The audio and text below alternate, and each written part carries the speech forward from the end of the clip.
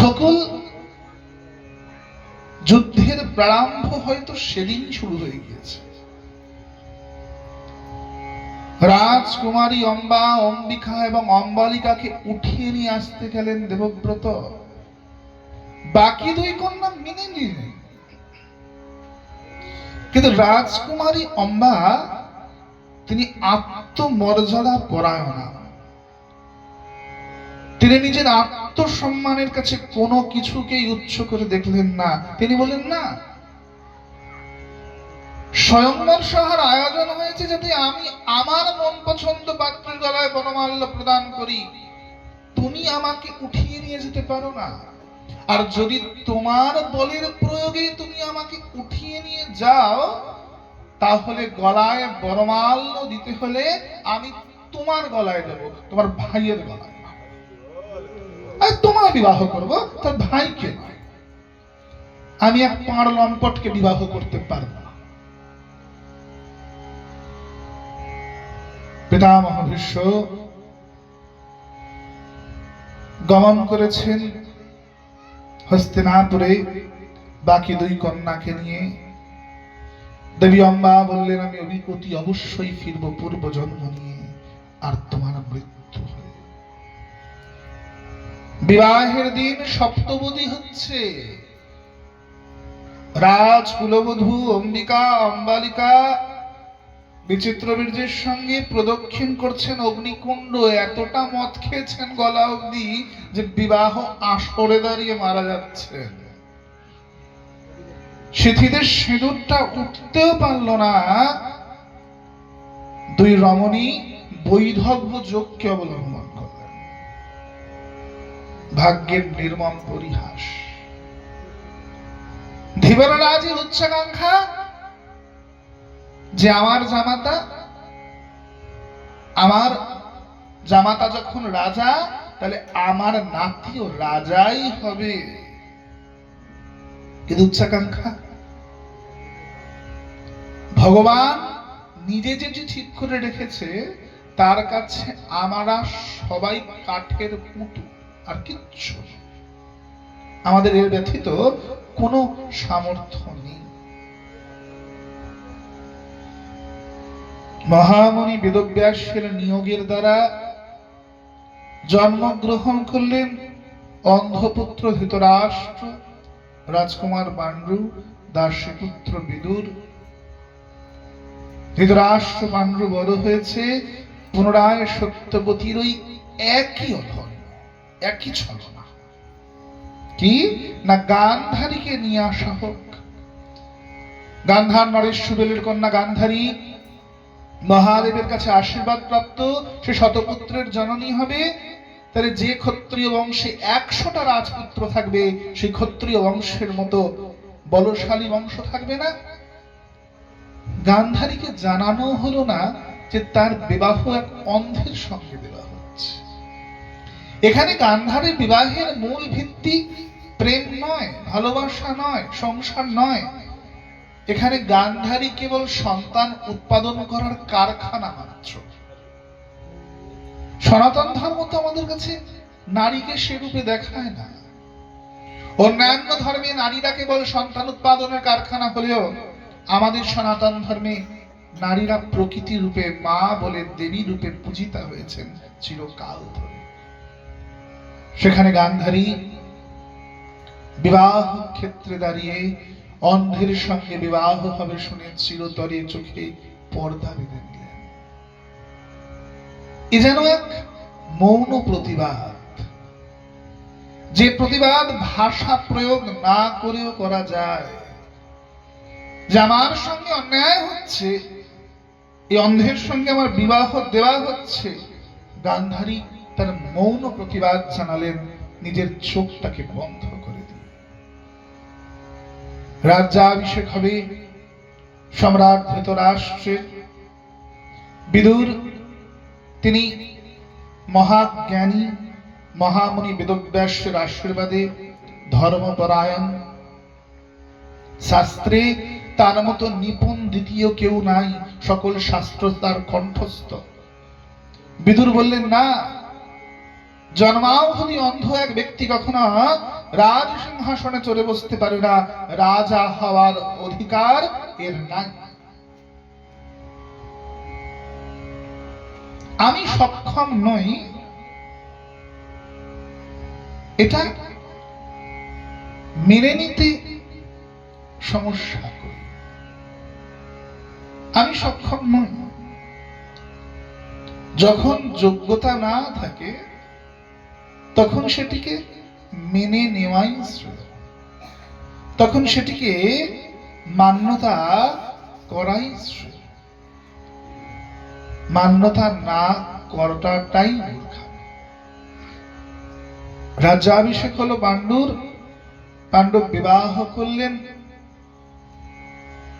কুন্তী ভোজের পুত্র কন্যা কুন্তীকে, পরবর্তী বিবাহ মদ্র নরেশের কন্যা মাদ্রীকে। কিন্তু এখানে ভাগ্যের নির্মম পরিহাস, পুনরায় জঙ্গলে গিয়েছেন বনবিহার করতে, ঋষি কম্বন আর কম্বনের পত্নী স্বর্ণমৃগরূপ ধারণ করে বিহার করছে। পাণ্ডু না বুঝে সপ্তবেদী বাণ প্রয়োগ করলেন, ঋষি কম্বন আর কম্বন পত্নীর হৃদয়ে গিয়ে বিদীর্ণ হলো। কম্বন ঋষি বললেন, আরে মূর্খ, তোমার দাদা অন্ধ বলে তাকে সিংহাসন থেকে নামিয়ে তোমাকে সিংহাসনে অভিষেক করা হয়েছে, তুমি তো চোখ থাকতে অন্ধ। এক সাধারণ মৃগ আর মায়ামৃগের তফাৎ বুঝবো না? হে ঋষিবার, আমার দ্বারা ভুল হয়ে গিয়েছে। ভুল তো রাজা দশরথের দ্বারাও হয়েছিল। দশরথ ভুল করেই শ্রবণ কুমারের বক্ষে বিদ্ধ করেছিলেন, আর শ্রবণ কুমারের পিতার অভিশাপে পুত্র শোকে দশরথের মৃত্যু হয়েছে। তোমার বেলায় কেন তা হবে না? তোমার বেলাও তাই হবে। তুমি স্বামী স্ত্রীর এই পূর্ণ মিলনের সময় আমাদের তীরবিদ্ধ করে মেরেছ। যদি কোন স্ত্রীর সঙ্গে তুমি বৈবাহিক সম্পর্ক স্থাপনের প্রচেষ্টাও করো, সেই মুহূর্তে তোমার মৃত্যু হয়ে যাবে। পাণ্ডু পত্নীকে নিয়ে বিহার করছেন বনে। কুন্তী জানালেন যে আমার কাছে ঋষি দুর্বাসার বর আছে, আমি অনেক কাল যাবৎ মহর্ষি দুর্বাসার সেবা করেছি। যে দুর্বাসা মুনি শিবের কাছে মন্ত্রপ্রাপ্ত হয়েছিলেন, যার দ্বারা তিনি যে কোনো দেবতাকে বশ করতে পারেন, সেই মন্ত্র তিনি আমায় প্রদান করেছেন। আমি যে কোনো দেবতার দ্বারা পুত্র প্রাপ্ত হতে পারি। আপনি বলুন স্বামী, আপনার কার পুত্র চাই? পাণ্ডু প্রথমেই বললেন, আমার ধর্মপুত্র চাই, যার মতি ধর্মে স্থির থাকবে, যিনি চরম পরম অধর্ম দেখেও নিজের ধর্মকে কখনো পরিত্যাগ করবে না, যে সারা জীবন প্রজাদের সঙ্গে ধর্মপরায়ণই থাকবে। এমন পুত্র আমায় প্রদান করতে পারো তুমি কুন্তী? আমায় দিতে পারো কি তুমি? ধর্মরাজ যম, যিনি ন্যায়াধীশ, যিনি দণ্ডধারী, যার বিচার সভায় নিপুণ বিচার হয়, তুমি এখানে যে পাপ করো, যে পুণ্য করো, তুমি হিসাব না রাখলেও সেখানে হিসাব চলছে। যার সম্মুখে দাঁড়িয়ে তুমি ছলনা করতে পারবে না, যে ন্যায়ালয়ে সম্পূর্ণ ন্যায় হবে একদিন, সেই ন্যায়াধীশ যম পুত্র প্রদান করলেন পাণ্ডু প্রথম সুতঃ যুধিষ্ঠির হাইনিকা। যুধিষ্ঠির জন্মগ্রহণ করলেন। একে একে পঞ্চপুত্র। বায়ুর দ্বারা ভীম, ইন্দ্রের দ্বারা অর্জুন, অশ্বিনী কুমারোদয়ের দ্বারা মাদ্রী কুন্তীর মন্ত্রণায় প্রাপ্ত করলেন নকুল আর সহদেবকে। কিন্তু মাদ্রীর সঙ্গে ভুল বশত মিলনে পাণ্ডুর মৃত্যু হলো বনভূমিতে। বিদুর পঞ্চপাণ্ডব তথা কুন্তীকে নিয়ে আসলেন হস্তিনাপুরে। পুনরায় সংঘর্ষ। যে ধৃতরাষ্ট্র অন্ধ, যিনি অন্ধত্বের কারণে সিংহাসনে চড়ে বসতে পারে নাই, তিনি জানেন যে তার পুত্র 100 পুত্র অন্ধ নয়। তার মনের উচ্চাকাঙ্ক্ষা যে তার পুত্রই সিংহাসনে চড়ে বসবে, তার পুত্রই তার সিংহাসনের উত্তরাধিকারী, ভাবী সম্রাট হবে। রাজপুত্রগণ গুরুদেবের কাছে গেছেন শিক্ষা করতে। অর্জুন শ্রেষ্ঠ ধনুর্বীর হবে, গুরু দ্রোণাচার্য তা পণ করলেন। অর্জুনের মতো বীর নাই। গুরুকুলে শিক্ষা শেষ হলো, গুরু দ্রোণ বললেন, গুরু দক্ষিণা প্রদান করতে পারো। কি গুরু দক্ষিণা? না, পাঞ্চালের নরেশ আমার সহপাঠী, আমার পিতা ভরদ্বাজের শিষ্য, যাকে আমি নিজে যুদ্ধের বিদ্যা শিখিয়েছি। কিন্তু আমি ব্রাহ্মণ পুত্র, সে ক্ষত্রিয়। কিন্তু মিত্রতার বন্ধন সে স্বীকার করেনি। সে আমার বন্ধুত্বকে অস্বীকার করে আমাকে অপমান করেছে বারংবার। পারো? আমার শিষ্যদের মধ্যে কেউ এমন আছে যে পাঞ্চাল নরেশ দ্রুপদকে হারিয়ে দেখাতে পারে? অর্জুন ধনুক তুলে বলেন, আমি পারি। হে গুরুদেব। গুরুদেবকে অদেয় শিষ্যের কিছু থাকতে নাই। গুরুদেব চাইছেন শিষ্য যদি দিতে না পারে, তিনি শিষ্য হওয়ার যোগ্যই নয়। গুরুদেব প্রাণ চাইলে প্রাণটাও গুরুদেবের চরণে উৎসর্গ করে দিতে হবে, তবে সে প্রকৃত শিষ্য। মানে সে শিষ্যই।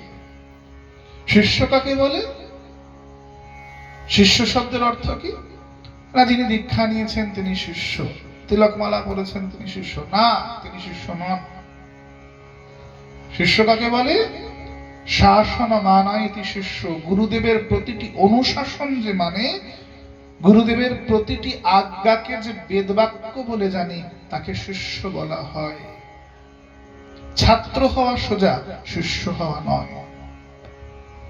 শিষ্য হতে গেলে গুরুদেবের চরণে নিজেকে পূর্ণ সমর্পণ করতে হয়। গুরুদেবের নেওয়া প্রতিটি সিদ্ধান্তকে মান্যতা করতে হয়। এমনকি ঠাকুর সেবার ক্ষেত্রে গুরুদেব যদি বলে তুমি গোপাল সেবা করবে, সেই শিশু গোপাল সেবা করবে, তার যুগল সেবার অধিকার। গুরুদেব যদি বলে তুমি নিতাই গৌর সেবা করবে, সেই শিশু নিতাই গৌরের সেবা করবে। গুরুদেব যদি বলে তুমি যুগল সেবা করবে, সেই শিশু যুগল সেবা করবে। আমাদের সেবাটাও পর্যন্ত গুরু আনুগত্যেই হবে। ললিতা রুষা খায়াদি যত সখী বৃন্দ আজ্ঞায় করিব সেবা চরণার বৃন্দ। শ্রীকৃষ্ণ চৈতন্য প্রভু দাসের দাস, সেবায় অভিলাষ লাগে নরোত্তম।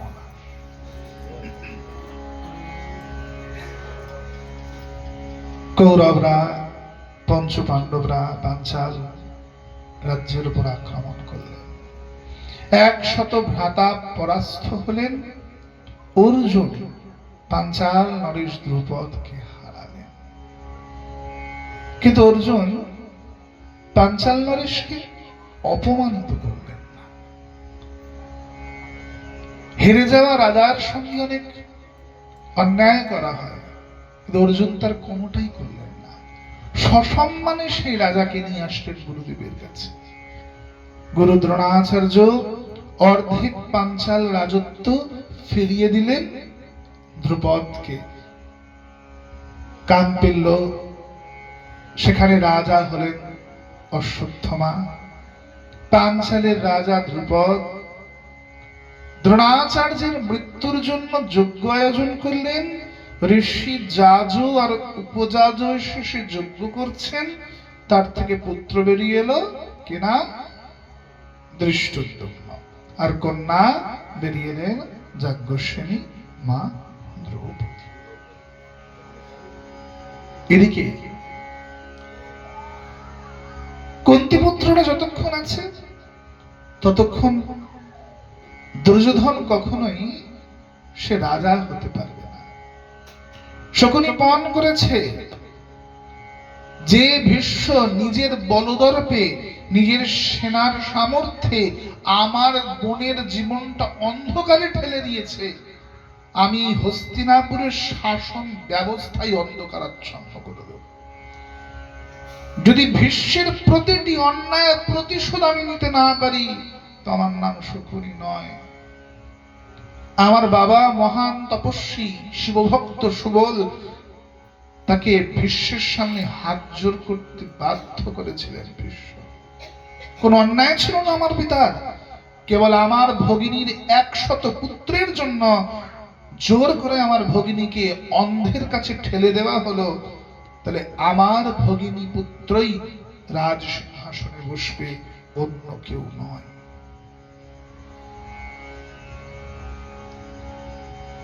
পুরঞ্জনের দ্বারা বারাণাবতী অর্থাৎ বর্তমানে যেটি বেনারসের কাছে নির্মিত হলো লাক্ষাগৃহ।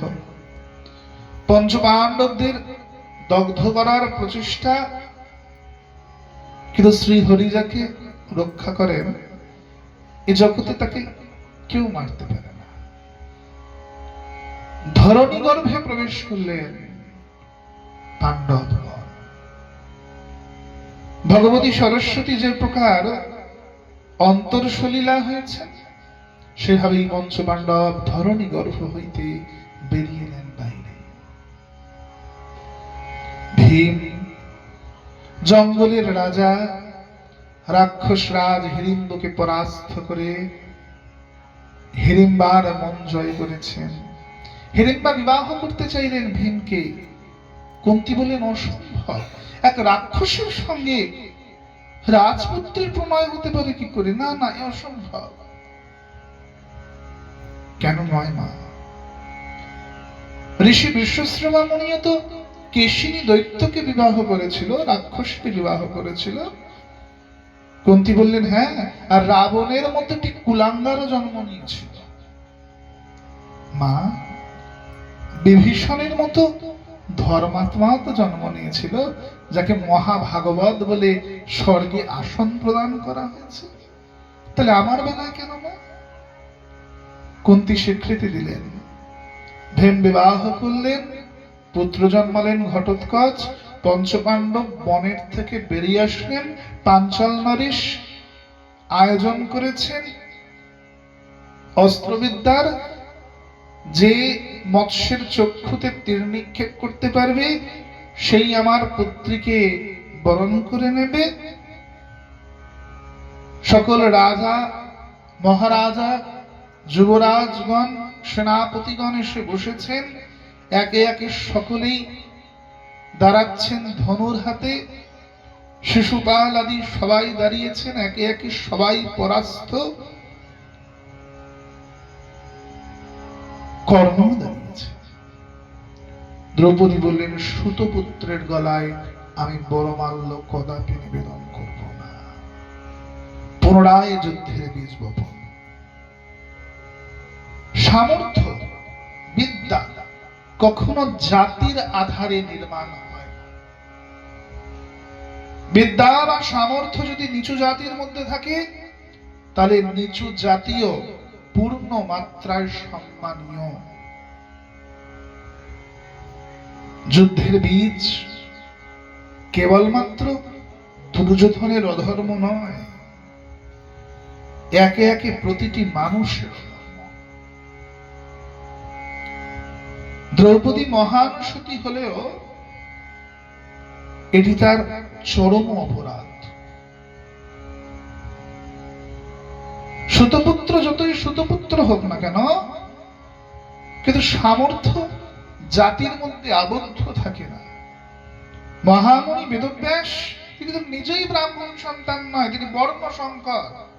ঋষি পরাশর তথা ধীবররাজ তার কন্যা মৎস্যগন্ধার পুত্র হচ্ছেন বেদব্যাস, বর্ণ সংকর। তিনি ব্রাহ্মণ কি না? যিনি ভাগবত বলছেন নৈমিষারণ্যে বসে, তিনি ব্রাহ্মণ কি না? লোমহর্ষণ মুনির পুত্র উগ্রশ্রবা মুনি, সুত মুনি, সুত পুত্র, ব্রাহ্মণ নন তিনি। যিনি গায়ত্রী মন্ত্র রচনা করেছেন ঋষ্যামিত্র মুনি, তিনি ব্রাহ্মণ কি না? তিনি ক্ষত্রিয়, ব্রাহ্মণ নন। উচ্চজাত বংশ পরম্পরায় অবশ্যই নিজের বংশের থেকে বিদ্যা অর্জন করতে সাহায্য করে। তার মানে এই নয় যে নিচু জাতে যিনি জন্মেছেন তিনি যদি অন্যত্র থেকে বিদ্যাকে অর্জন করতে পারে, তার বিদ্যাকে আমরা অপমান করতে পারি। যথা মহাপ্রভু বলছেন রামানন্দ রায়কে, কিবা বিপ্র কিবা ন্যাসী শূদ্রে কেন নয়, যেই কৃষ্ণ তত্ত্বাবিদ্যা সেই গুরু হয়। এখানে জাত প্রাধান্য পায় না, বর্ণ এখানে প্রাধান্য পায় না। বর্ণ ব্যবস্থা জন্মকে কেন্দ্র করে নয়, বর্ণ ব্যবস্থা কর্মকে কেন্দ্র করে, জন্মকে কেন্দ্র করে নয়। সারা বছর ধরে আমিষ ভক্ষণ করছে, সারা বছর ধরে মুদিখানার দোকানে কাজ করছে, আর বছরে 4-5টা দিন যেদিন ব্যবসা ভালো হয় সেদিন কি গায়ে সুতোটা বাইরে বের করে দিয়ে ছুট দিচ্ছে। মুখ টিপলে বেদধ্বনি বেরোনোর বদলে মুখ টিপলে ভক ভক করে যাতে ধোঁয়া বেরিয়ে আসে বা মদিরার গন্ধ বেরিয়ে আসে, তারা ব্রাহ্মণ নন, তারা ব্রাহ্মণ হতে পারেন না।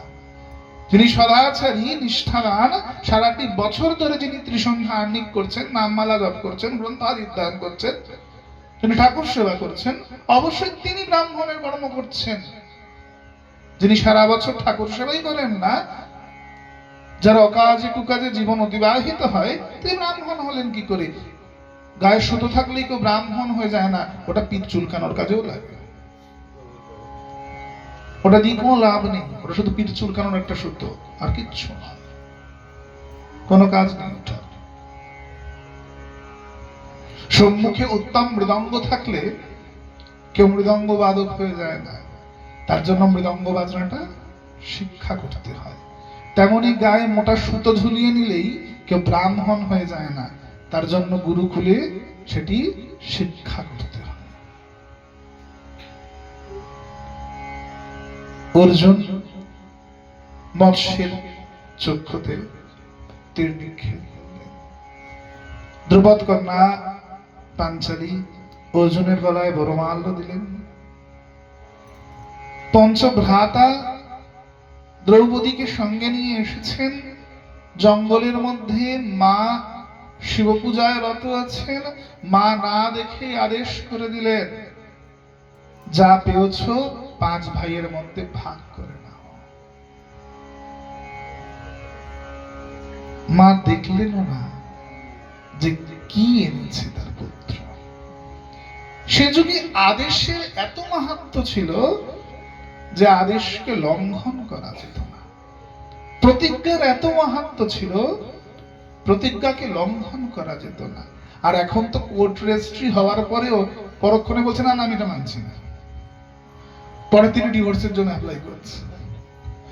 বলবেন বৃন্দাবন বিহারী লাল কি। সত্য সেখানে প্রাধান্য পেত, আর ছলনার মিথ্যা এ যুগে প্রাধান্য পায়। যে যত মিথ্যা বলতে পারে, যত ছলনা করতে পারে, যত অধর্ম করতে পারে, কলিযুগে তার তত বেশি সমৃদ্ধি হয়, তত বেশি বড় লোক হয় সে, আর তত সম্মানীয় হয় সে। যত বেশি মিথ্যাচার করতে পারবে। গায়ের বসনটা হয়তো সাদা থাকবে, সাদা বসনটাই তার পেছনের সব কালো কাজকে লুকানোর জন্য সামনে সাদা সুট বুট পরে গিয়ে দাঁড়াচ্ছে, কিন্তু সারাটা জীবন অন্ধকারাচ্ছন্ন কালিমালিপ্ত যাবে, তারাই সম্মানীয়, তারাই রাজা।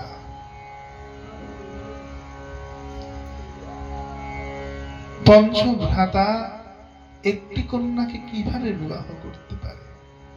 5 ভ্রাতা সন্ন্যাস নিয়ে গমন করবে, এটি সিদ্ধান্ত হলো। দ্রৌপদী বললেন না, মহারাজ পাণ্ডুর বংশের 4টি পুত্র যদি সন্ন্যাস নিয়ে চলে যায়, তাহলে মা কুন্তী অনাথিনী হয়ে যাবে। যদি 4 জন সামর্থ্য রাজপুত্র সন্ন্যাসী হয়ে যায়, আর্যাবর্তের প্রজাদের অধর্ম প্রাপ্ত হবে, আর্যাবর্ত উন্নতি লাভ করবে না। আর কেবল অর্জুনের জন্য যদি বাকি 4 ভাই সন্ন্যাস নেয়, তাহলে আমার নিজ স্বামী অর্জুন তিনি নিজেই মর্মাহত হয়ে পড়বেন আর নিজের সামর্থ্য হারাবেন। তাই না, এ হয় না। দ্রৌপদী যখন বিবেচনা করে পারছেন না তিনি কি করবেন, মহামুনি বেদব্যাস এসে বললেন, আমি প্রতিশ্রুতি দিচ্ছি পঞ্চস্বামীকে বিবাহ করা সত্ত্বেও তুমি পরম সতী থাকবে, কিন্তু নিজের জীবনকে তপস্যায় পরিণত করতে হবে তোমাদেরকে। যে মূর্খরা নিজেকে দ্রৌপদীর সঙ্গে তুলনা করে বা দ্রৌপদীর দিকে আঙুল তোলে, তারা নিজেরা হয়তো জানেই না যে দ্রৌপদীর পরাকাষ্ঠাটি কোথায়। 1 বছর করে একটি স্বামীর সঙ্গে সহবাস, পরের বছর তার সন্তান উৎপাদন করা, তার পরের বছর পুনরায় অগ্নি স্নান করা, অগ্নিতে প্রবেশ করে নিজের কৌমারিত্ব ফিরিয়ে এনে তারপরে আরেক স্বামীর কাছে যাওয়া। চিন্তা করতে পারেন না কি চরম কঠিন মা দ্রৌপদীর জীবন। এমনকি যে সন্তানটাকে জন্ম দিচ্ছেন, সেই সন্তানটাকে প্রতিপালন করতে পারছেন না মা। নিজের বুকের শিশুটাকে ধাত্রীর কাছে প্রদান করে তাকে অগ্নি প্রবেশ করতে হচ্ছে। সাধারণ নারী আর মা দ্রৌপদী এক নয় যে সাধারণ নারী 5টি স্বামী রাখতে পারে। মা দ্রৌপদী যাজ্ঞসেনী, যজ্ঞ থেকে উদ্ভূতা, অগ্নি সম্ভূতা। তিনি যেটি পারেন সেটি কোনো সাধারণ নারী করতে পারে না। সাধারণ নারীর পক্ষে করা সেটি সম্ভবপর কদাপি নয়। সাধারণ নারীর দ্বারা এটা হতেই পারে না। যজ্ঞ হইতে উদ্ভূতা যাজ্ঞসেনী। পঞ্চস্বামীর পানি গ্রহণ করলেন। সমাজ কোনো মতে মানতে চাইছে না, না মানতে চাইছেন ধৃতরাষ্ট্র, না গান্ধারী, না ধৃতরাষ্ট্র পুত্রগণ। যে একজন ব্যভিচারী তিনি রাজ সিংহাসনে বসবেন কেন? দুর্যোধন যদি অধার্মিক হয় তাহলে যুধিষ্ঠির সাধু পুরুষ নয় যে 5 ভাই মিলে একটি কন্যাকে বিবাহ করেছে। তাহলে তেমন করে তিনি রাজ সিংহাসনে চলে বসবেন। বিদুর মহামন্ত্রী রাষ্ট্রের বিভাজন চাইলেন, ভীষ্ম বললেন কদাপি নয়। কিন্তু বিভাজন অবশ্যম্ভাবী, রাষ্ট্র বিভাজিত হবে। পঞ্চপাণ্ডবগণ খাণ্ডবপ্রস্থকে চেয়ে নিলেন, যে খাণ্ডবপ্রস্থে মানুষও যেতে পারে না। কেন? কারণ সেখানে তক্ষক নাগ বিরাজ করছে। পাণ্ডবপুত্রগণ খাণ্ডবপ্রস্থে যখন গেলেন, তক্ষক নিজের সেনা নিয়ে আক্রমণ করেছেন পাণ্ডবপুত্রদের উপরে। অর্জুন নিজের বাণের দ্বারা নাগেদের হত্যা করলেন। এক বাণে তক্ষকের বক্ষ বিদীর্ণ করে দিলেন। তক্ষক ইন্দ্রের শরণাপন্ন হলেন। ইন্দ্র বললেন, আমি যুদ্ধ করতে পারবো না, অর্জুন তো আমারই পুত্র, আমারই অংশ। কিন্তু হে ইন্দ্র, হে দেবরাজ, আপনি প্রতিশ্রুতিবদ্ধ যে আপনি আমার রক্ষা করবেন। দেবরাজ ইন্দ্রের সঙ্গে অর্জুনের যুদ্ধ প্রারম্ভ হলো। ভগবান কৃষ্ণ এসে মীমাংসা করলেন। অর্জুন বললেন, হে পিতা, পুত্রকে আশীর্বাদ দিন, বরদান দিন। কি বরদান চাও? না, একটু চেঁচামেচি হচ্ছে কেন আজকে ভেতরে? গতকাল তোরম হয়নি? বলুন নিহারি লাল কি সিলাধে। অর্জুন তিনি পিতা ইন্দ্রের কাছে বললেন, আপনি আমার নগরী নির্মাণ করে দিন, যে নগরীর নাম হবে আপনার নামে, তার নাম হবে ইন্দ্রপ্রস্থ। নির্মিত হলো নগরী ইন্দ্রপ্রস্থ। তক্ষক পণ করলেন, যেমন আজ তুমি নাগেদের গৃহহারা করেছ, নাগেদের বংশ নির্বংশ করেছ, একদিন আমিও তোমার বংশকে নির্বংশ করব অর্জুন, আমি প্রতিজ্ঞা করছি। তোমার বংশটি অবশ্যই আমার দ্বারা একদিন নির্বংশ হবে। তক্ষক প্রতিজ্ঞা করলেন। মায়া দানবের মায়াকে ভক্ষণ করলেন অগ্নিদেব, সেই মায়া দিয়ে মায়া ধনুক নির্মাণ করলেন, অর্জুনকে প্রদান করলেন অগ্নি, যে ধনুকের নাম হলো গান্ডীব। ইন্দ্রপ্রস্থ থেকে নগর পূজন হবে, 1,00,000 গাভী আসছে হস্তিনাপুর থেকে। তক্ষক সকল গাভীকে নিজের কাছে লুকিয়ে ফেললেন। গাভী ছাড়া নগর পূজা অসম্ভব, গাভী ছাড়া গৃহপ্রবেশ হতে পারে না। কিন্তু পঞ্চভ্রাতার যে পণ আছে, দ্রৌপদীর ভবনে এক ভাইয়ের বেশি 2 ভাই তো প্রবেশই করতে পারবে না। আর অর্জুনের গান্ডীব তখন বিরাজ করছে পাঞ্চালীর ভবনে। কিন্তু গাভীদেরও রক্ষা করতে হবে। অর্জুন গান্ডীব আনলেন, তক্ষককে পরাস্ত করলেন। তক্ষক বললেন, আমাকে আজ মারলে মেরে দাও। অর্জুন বললেন, না, আমি আমার পিতা ইন্দ্রকে কথা দিয়েছি যে নাগেদের আমি হত্যা করব না। তক্ষক বললেন, যদি আমায় হত্যা না করো তা আমি তোমার বংশজকে অবশ্যই হত্যা করব, কারণ তুমি আমার থেকে আমার গৃহ কেড়েছ, খান্ডপ্রস্থ। অর্জুনকে জঙ্গলে চলে যেতে হলো। কেন না, তিনি যুধিষ্ঠিরের যে বছর, সেই বছরে অর্জুন পাঞ্চালীর ভবনে প্রবেশ করেছে। এই বনবাসকালীন অর্জুন আরো 2টি বিবাহ করলেন। এক হচ্ছে নাগেদের কন্যা উলুপিকে, চাণ্ডবকে পরাস্ত করলেন, পরাস্ত করে নাগেদের কন্যা উলুপিকে বিবাহ করলেন। আর মণিপুরের রাজকন্যা চিত্রাঙ্গদাকে বিবাহ করলেন।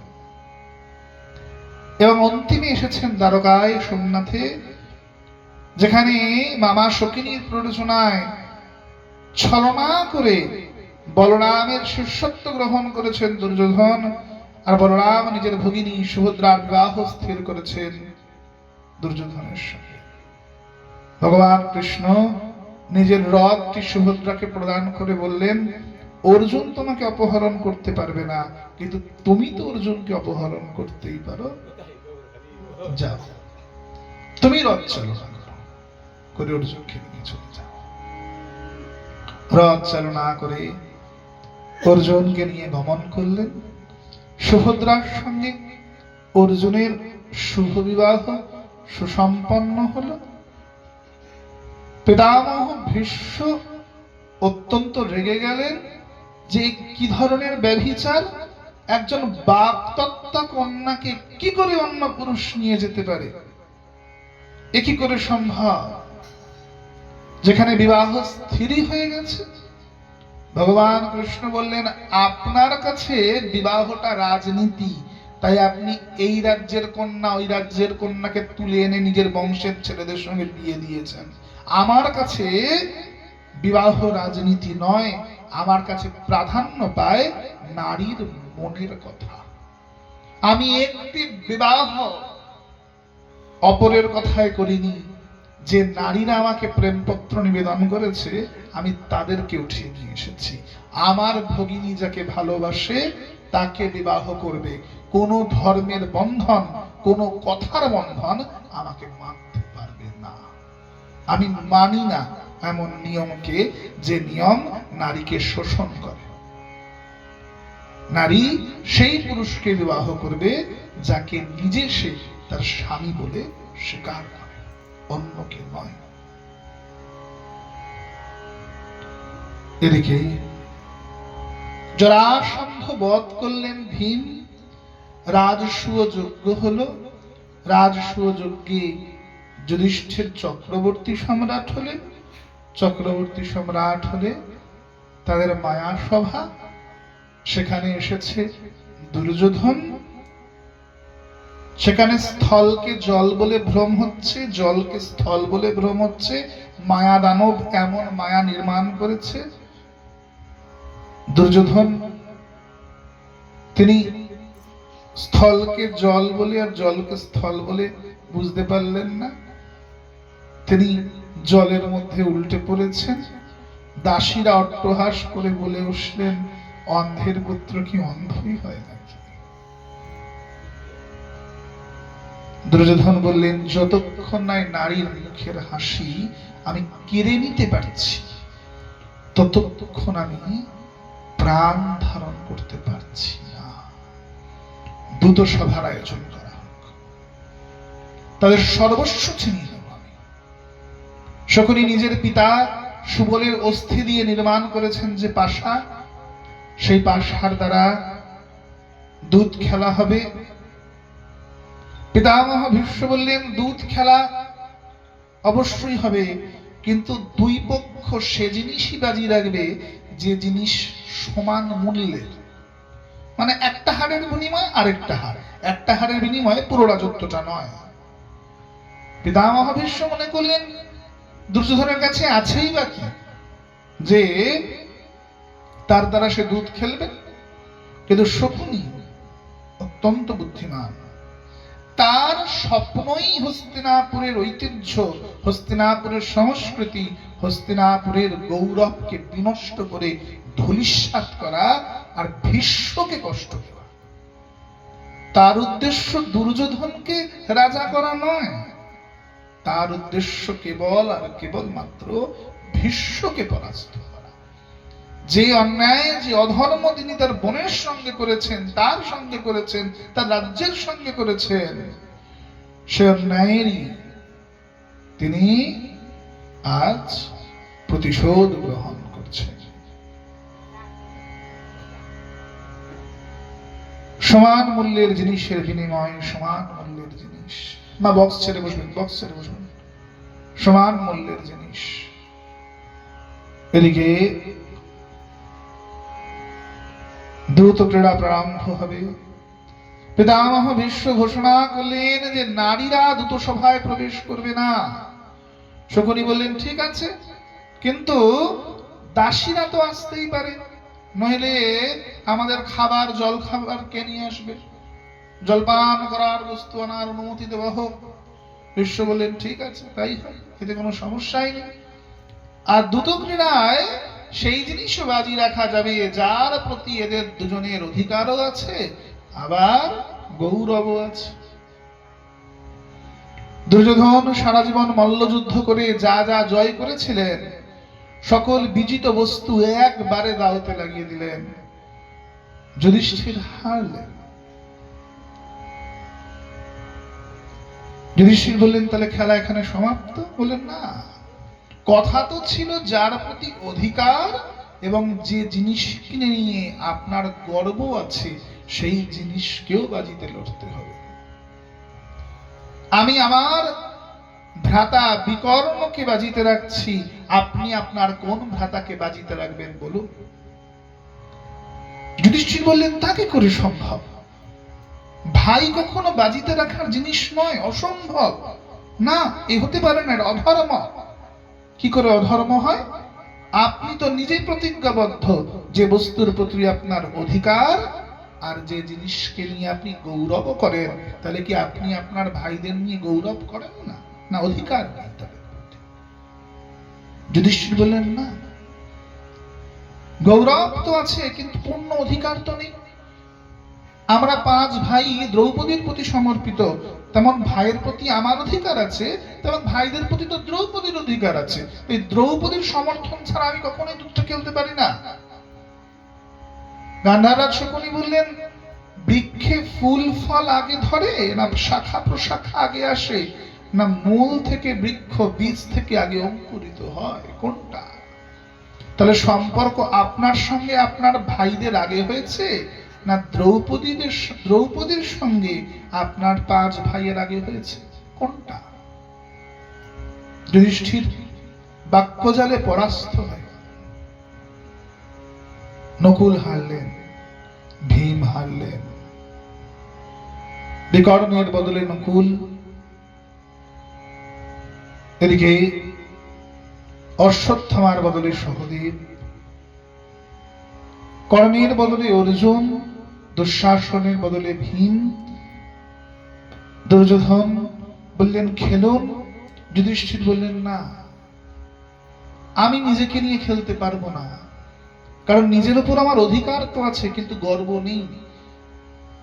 নিজেদের ভাইকে হেরে, নিজের 4 ভাইকে দাস বানিয়ে দিয়ে আমি নিজেকে নিয়ে গৌরব করছি না, আমার নিজেকে নিয়ে বড় লজ্জা হচ্ছে। শকুনি প্রশ্ন করলেন, হে ধর্মরাজ, তাহলে আপনার গৌরবের বিষয়বস্তু কি শুধু আপনার ভাই? তাহলে কি আপনি নিজের ধর্মকে নিয়ে গৌরব করেন না?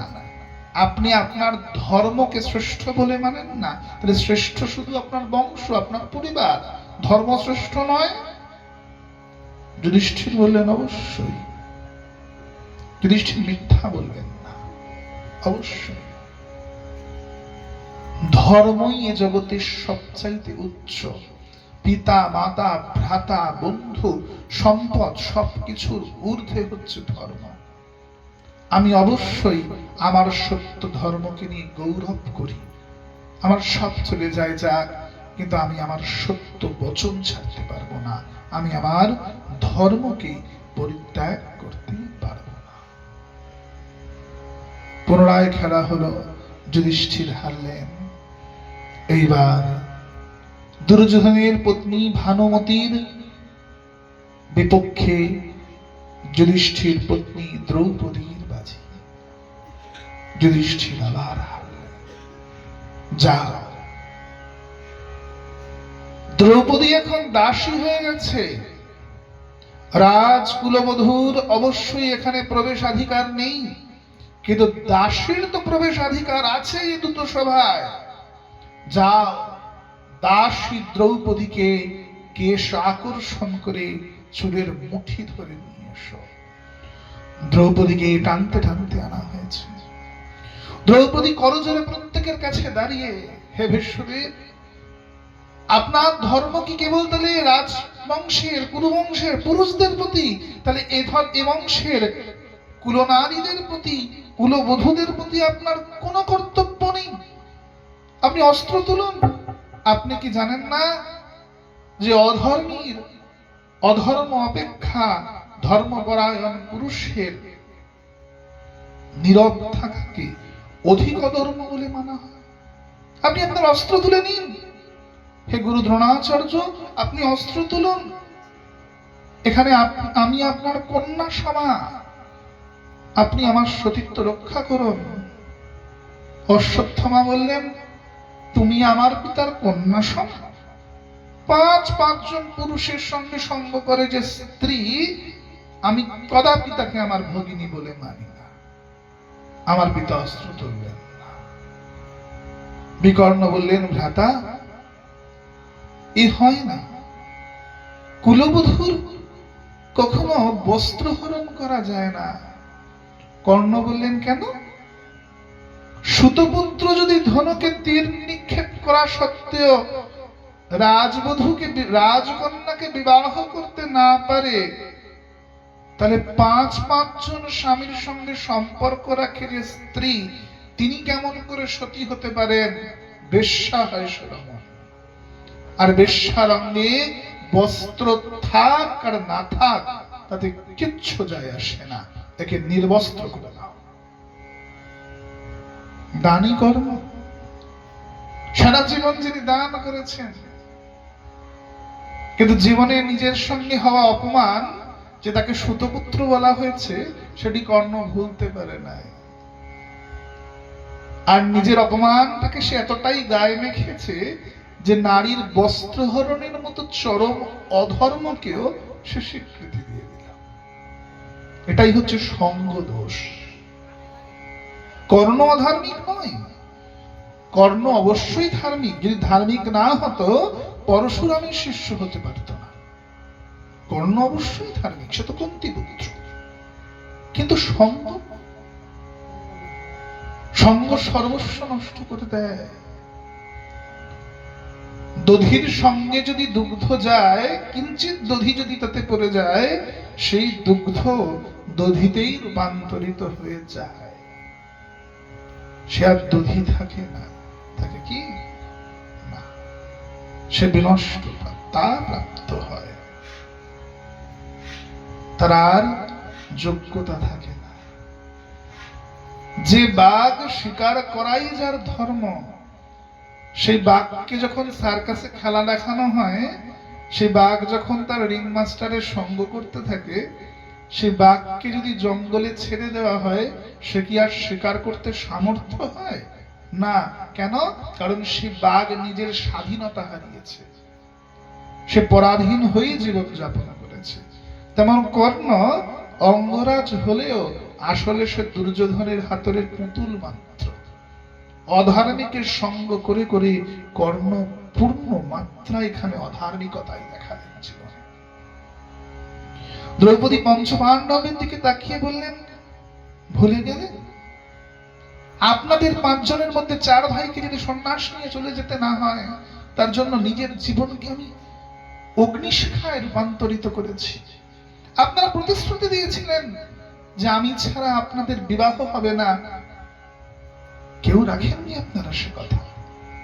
যুধিষ্ঠির দেবিকার বলাঙ্গনাকে, ভীম হিড়িম্বাকে, অর্জুন উলুপি চিত্রাঙ্গদা সুভদ্রাকে, নকুল কর্ণমতিকে আপনারা একে একে বিবাহ করেছেন। আর আমার প্রতি আর যখন ধর্ম করার সময় এলো, তখন আমাকে আপনারা 5 ভাই মিলে বাজিতে রেখে দিলেন। তাহলে আমি কি বস্তু যাকে আপনারা বাজি ধরে ফেলবেন? দুর্যোধন বললেন, এরা ভাবেনি, কারণ তোমার স্বামীর নপুংসক। এসো আমার সঙ্গে সম্বন্ধ স্থাপন করো, আমার জঙ্ঘায় এসে বসো। ভীম বললেন, দুর্যোধন, এই অধর্মের অবশ্যই উত্তর তুমি পাবে, তোমার এই জঙ্ঘা ছিঁড়ে আমি তোমাকে বধ করবো অতি অবশ্যই। দ্রৌপদীর বস্ত্রহরণের চেষ্টা করছে দুঃশাসন। দ্রৌপদী বলছে, হে প্রভু, হে শঙ্খ চক্রধর নীল কলেব, পীত পটাম্বর পরিহিত, নয়নাভিরাম বঙ্কিম সুন্দর রাসবিহারী, তুমি এসো, তুমি আমায় রক্ষা করো, তুমি এসো। প্রভু আমার ছুটে এলেন।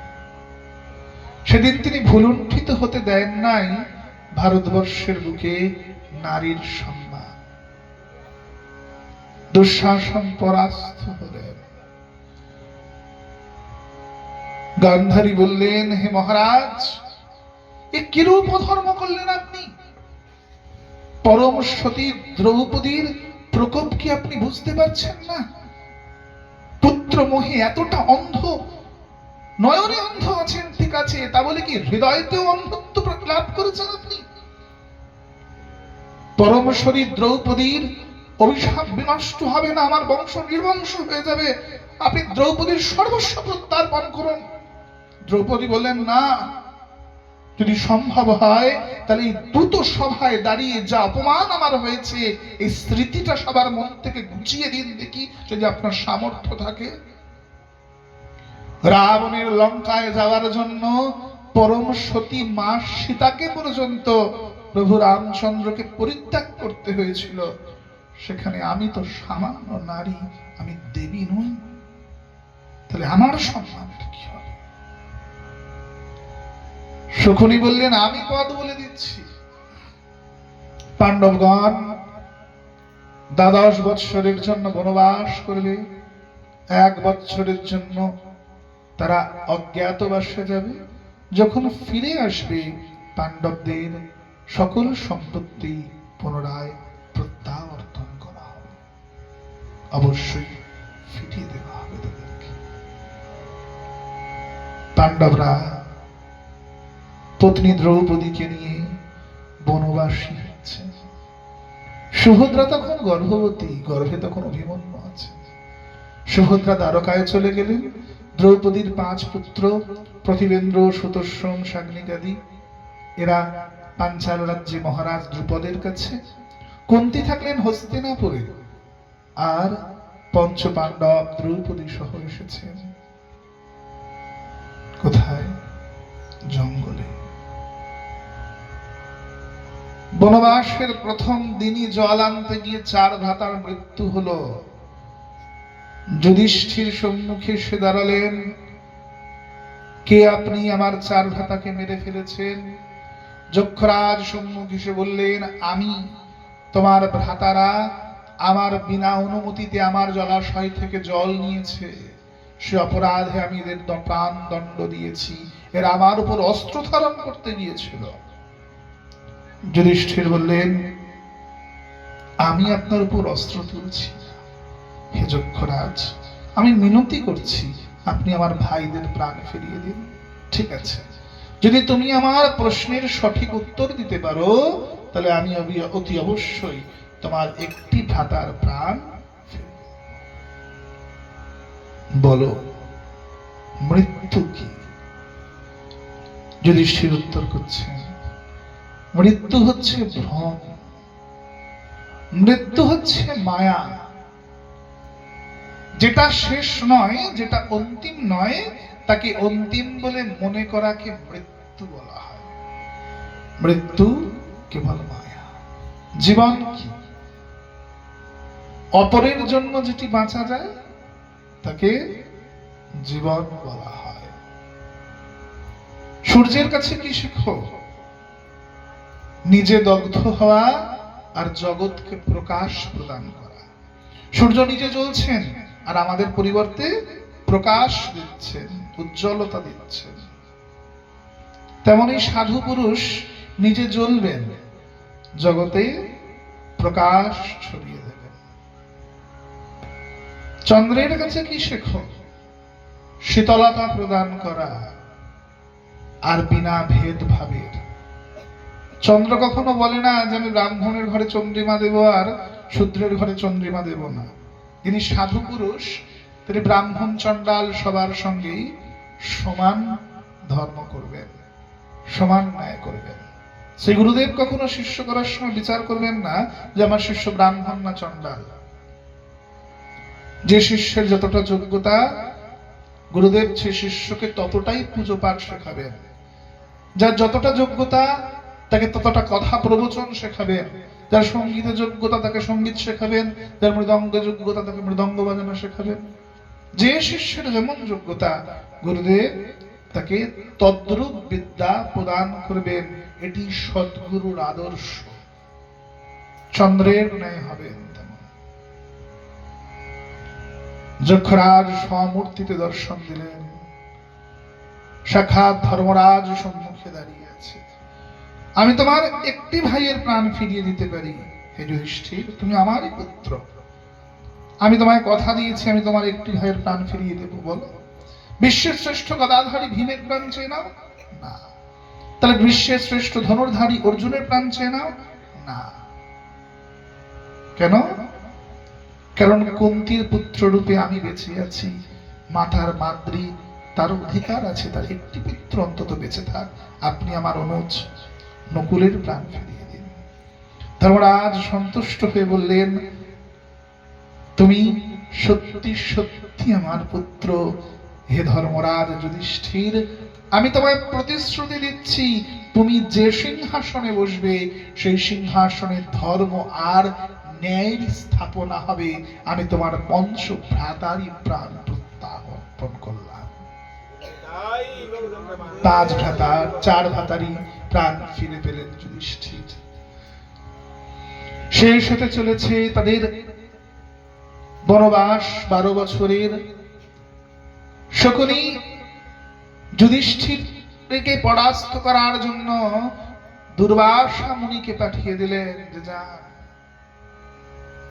এতদিন তো আমাদের বাড়িতে অনেক প্রসাদ পেয়েছেন, তো একটু পাণ্ডবদের বাড়ি খেয়ে আসেন। পাণ্ডবরা ব্রত নিয়েছে, তারা সাধু সেবা করবে, ঋষি সেবা করবে, পাণ্ডবদেরকে একটু সেবার সুযোগ করে দেন। এসে উপস্থিত হয়েছে দুর্বাসা, সঙ্গে তার শতাধিক শিষ্যমণ্ডলী দুর্বাসার সঙ্গে এসে উপস্থিত ছিল।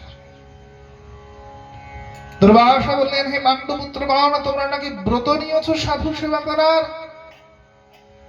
আমরা এসেছি, আমি এবং আমার শিষ্যগণ তোমাদের দরবারে, সেবা দাও আমাদের। দ্রৌপদী বললেন, সেবা দেব কি প্রকার? হে স্বামী, আমার হাড়িতে একটা অন্নের দানা পর্যন্ত নাই। আমি বরপ্রাপ্ত যে আমি যতক্ষণ না নিজে খাবো আমি সবার উদরপূর্তি করতে পারবো, কিন্তু আমি যে নিজে আজ নিজের পাত্রে ঢেলে ফেলেছি, সেই এঁঠো প্রসাদ কি করে দিতে পারি? দুর্বাসা বললেন, যদি খেতে দিতে না পারো তাহলে অভুক্ত হয়ে ফিরে যাব তোমাদের দ্বার থেকে। দ্রৌপদী কাঁদছে যে জগতে সবাই আমাকে অন্নপূর্ণা বলে, যে বনে কুটির করে থাকা সত্ত্বেও প্রতিদিন আমি হাজার হাজার সাধুদের নিজে হাতে রেঁধে খাওয়াই, কিন্তু আমি তো অন্নপূর্ণা না। আমাদের বৈষ্ণবদের দেখবেন না, কি সীতা ঠাকুরানী, কি জাহ্নবী ঠাকুরানী, সাক্ষাৎ অন্নপূর্ণা। মহাপ্রভু যখন সন্ন্যাস নিয়ে শান্তিপুর ধামে এসেছেন, মহাপ্রভু সংক্রান্তির দিন গৃহত্যাগ করেছেন, পয়লা মাঘ প্রভুর সন্ন্যাস হয়েছে, চৌঠা মাঘ এসেছেন শান্তিপুরে, চৌঠা মাঘ থেকে 14ই মাঘ 10 দিন শান্তিপুর ছিলেন। সীতা ঠাকুরানী একা হাতে প্রতিদিন 10 মণ অন্ন রান্না করে, ব্যঞ্জন রান্না করে, নিজ হাতে পরিবেশন করে বৈষ্ণবদের উদর পূর্তি করেছে। তিলকমালা করলেই কেউ বৈষ্ণব হয়ে যায় না। আমাদের পূর্ববৎ আচার্যরা আমাদের শিখিয়েছেন কেমন করে সাধু সেবা, কেমন করে বৈষ্ণব সেবা করতে হয়। মা জাহ্নবী ঠাকুরানী সারা জীবন রাধাকুণ্ডে ওই জঙ্গলের মধ্যে থেকে, তখন তো রাধাকুণ্ড জঙ্গল, আজ নয় বিল্ডিং হয়েছে, পাড়া বসেছে, এখানে পাল কলোনি, ওখানে গোরাধাম কলোনি, ওখানে রাধানগর কলোনি, কোনদিন রাধাকুণ্ডটাই কলোনি হয়ে যাবে। তৎকালীন তো জঙ্গল মগ্ন। জাহ্নবী ঠাকুরানী কত কত সাধুর বৈষ্ণবের সেবা দিয়েছে। দ্রৌপদী কাঁদছে যে আমার দ্বার থেকে সাধু অভুক্ত ফিরে যাবে। প্রভু, তোমার চরণ সেবা ছাড়া সারা জীবনে দ্বিতীয় কিছু করি নাই, আজ আমার মস্তকে এই কলঙ্ক যে আমি সাধু সেবা করতে পারলাম না। তুমি এসো গিরিধারী, তুমি বিপদে বারবার রক্ষা করেছো, তুমি এসো, তুমি আজ বিপদে পুনরায় রক্ষা করো। ভগবান ছুটে এসেছেন। সখী, একটা কাজ ঠিক মতো করতে পারিস না, দেখি হাঁড়িটা দিয়ে দেখি আমার কাছে। ওই তো একটা শাকের দানা রয়েছে, যাও যুধিষ্ঠির, দুর্বাসাকে গিয়ে বলো গঙ্গা স্নান করে আসতে, প্রসাদ প্রস্তুত। দুর্বাসা শিষ্যদের নিয়ে গঙ্গা স্নান করতে গেছেন। ভগবান একটি শাকের দানা মুখে তুলেছেন, দুর্বাসা আদি ঋষিদের উদর পূর্তি হয়ে গিয়েছে। দুর্বাসা বাহু তুলে নাচছেন যে তাই গৌর হরিবল বলে, যে হে দুর্যোধন, এতদিন তোমার গৃহে ছিলাম, অনেক কিছু খেয়েছি, মন্ডা মিঠাই, কিন্তু যা যা খেয়েছি সকলই ভস্য আর ছাই, কৃষ্ণ প্রসাদ পাইনি, তাই চলে এসেছি সাধুর আলয়, বৈষ্ণবের আলয়, দেখো কৃষ্ণ প্রসাদে আমাদের আজ আকণ্ঠ পূর্তি হয়েছে, আমরা হরি বলে নাচছি, আমরা আকণ্ঠ পূর্তি হয়েছি আর আনন্দের নৃত্য করছি। ও দুর্যোধন, প্রতীক্ষা করো, তোমার বিনাশ ঘনিয়ে এসেছে। পাণ্ডু পুত্রদের কেউ বিনাশ করতে পারবে না। আমি আশীর্বাদ করছি তোমায়, ওহে অন্নপূর্ণা, ওহে দ্রৌপদী পাঞ্চাল কন্যা, আমি আশীর্বাদ করছি। তোমার অপমান যারা করেছে এবং তোমার অপমান যারা মৌন থেকে দেখেছে, আমি তো অভিশাপ করছি এই প্রতিটি পাষণ্ডের মৃত্যু ঘটবে আর যাবর্তের বুকে ধর্মের প্রতিষ্ঠা হবে পুনরায় বাসুদেবের হস্ত ধরে। দ্রৌপদী প্রণাম করছেন দুর্বাসা। ক্রোধী ঋষি ঠিক, কিন্তু দুর্বাসা ন্যায় করে। দুর্বাসা যেটি করেন সেটি ন্যায়, অন্যায় নয়। ক্রোধী ঋষি পরীক্ষা নিতে এসেছেন, কিন্তু যিনি সত্যি সত্যি সাধু, সত্যি সত্যি বৈষ্ণব, তিনি পরীক্ষায় উত্তীর্ণ হয়েছেন। আর ভগবান যার পাশে এসে দাঁড়ান, এ জগতে তার পরীক্ষা কে নেয়? তার পরীক্ষা কে নেয়? মৎস্য যেমন যে সমুদ্রে থাকে সেই সমুদ্রের পুরোটাকে মাপতে পারে না, তেমনি এ জগতে কেউ এতটা সামর্থ্য নয় যে গোবিন্দ ঠিক কতটা কৃপা করতে পারেন সেই কৃপাকে মাপকাঠি দিয়ে তুলাদণ্ডে মেপে দেখাতে পারেন। তিনি কৃপাময়, তিনি করুণাময়। কোন ভক্তকে কতটা করুণা করবেন আমার রাসবিহারী, তিনি ব্যতীত এ জগতে দ্বিতীয় কেউ জানে না। তিনি করুণা ঘন অবতার, তিনি করুণা ঘন অবতার, তার মতো করুণাময় নাই। আজই তো সেই দিন। অগ্রদ্বীপে গোবিন্দ ঘোষ কাঁদছেন যে প্রভু, যাচ্ছিলাম তোমার সাথে নীলাচলে, একটা তাম্বুল সেবার জন্য তুমি আমায় ঘরে পাঠিয়ে দিলে, কিনা আমি একটু তাম্বুল সঞ্চয় করেছি তাই গৃহস্থ বানিয়ে দিলে। মনে স্বাদ ছিল একটু তোমার সেবা করবো, তুমি আমার সেবা গ্রহণ করলে না। প্রাণকান্ত হে গৌর হরি শচীসুত, মহাপ্রভু স্বয়ং দেখা দিচ্ছেন সামনে এসে, হৃদয় থেকে বিগ্রহ বের করে প্রদান করছেন গোবিন্দ ঘোষকে। গোপীনাথ, গোপীনাথের সেবা করো, গোপীনাথের মধ্যে তুমি লাভ করতে পারবে, আমাকে আমি প্রতিশ্রুতি দিচ্ছি তোমার। বিবাহ করেছেন, বাচ্চা হয়েছে, সন্তান প্রসব করতে গিয়ে প্রাণ হারিয়েছেন রমণী।